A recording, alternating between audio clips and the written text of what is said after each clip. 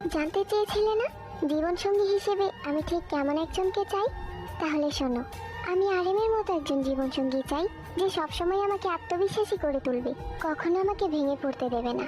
আমি জিনের মতো একজন জীবনসঙ্গী চাই, যে নিজে না খেয়ে আমার জন্য খাবার বাঁচিয়ে রাখবে, যেন আমার কষ্ট না হয়। আমি সুগার মতো একজন জীবনসঙ্গী চাই, যে সবসময় আমার প্রতি লয়াল থাকবে, আমি ব্যতীত অন্য কোনো মেয়ের দিকে তাকাবে না।